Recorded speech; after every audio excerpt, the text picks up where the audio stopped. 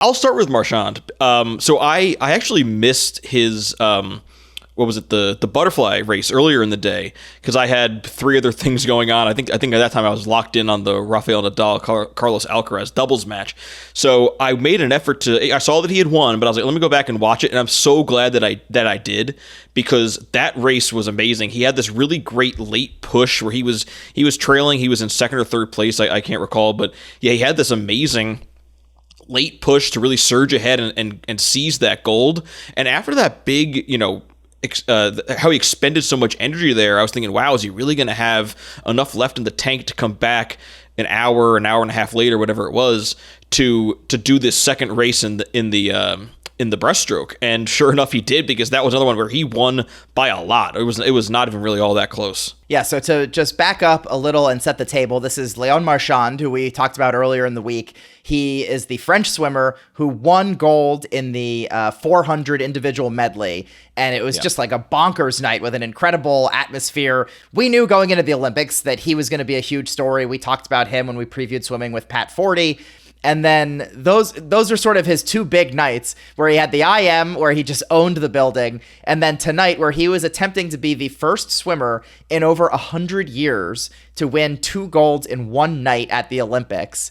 And you could be forgiven for expecting he might fall short in one of them, where he fell behind early and, like you said, had to battle back, or the second one where he's already been in the pool. It's a busy night. It's a jam-packed program, and he comes through again. I think he's got to be the star of the Olympics so far, given that he's representing the host country and that he's now had 2 of these incredible nights. But now 3 individual gold medals in the pool, 2 in one night. He won the IM and 2 different strokes. That's like an unreal resume. Just looking, I mean, I'm not going to compare him to like Michael Phelps winning 8 golds in a single games, but if you look at just some of the things that individuals, we'll have to see how he stacks up at the end, but just an incredible performance that I'm sure people are going to remember, probably forever, let's be honest. And, the real Olympic swimming heads. I mean, this is a historic performance.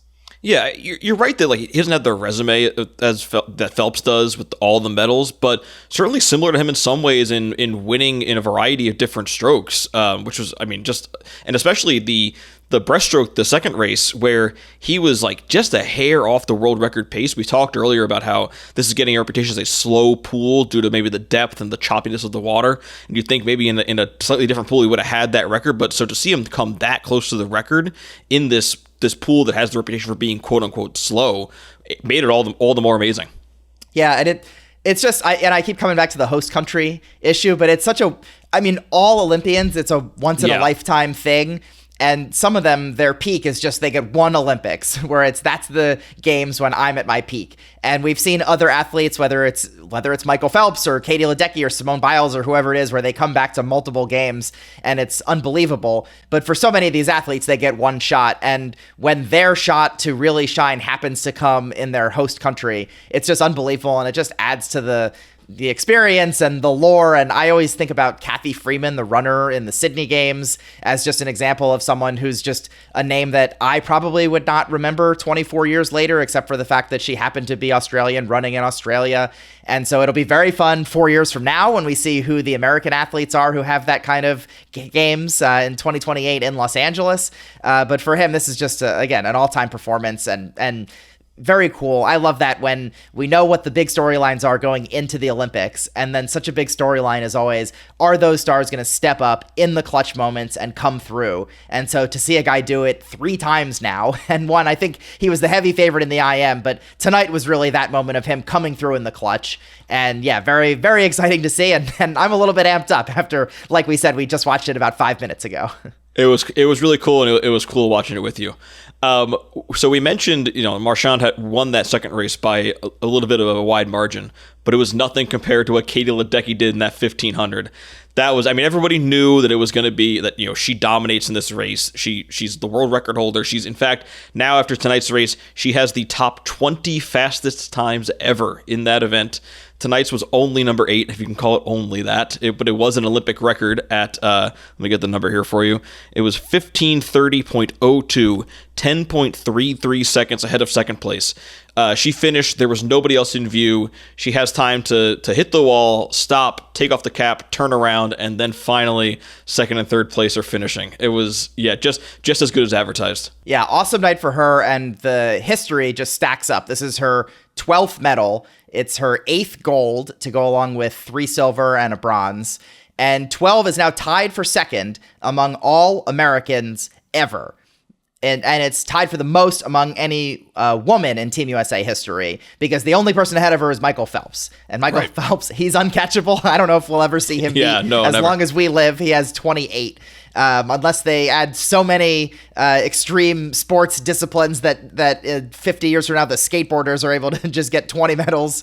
Or LeBron lives to 200. Or, yeah, sure, I guess LeBron has a chance if he plays 3x3 and 5-on-5, and his prime lasts until he's 80, like we are.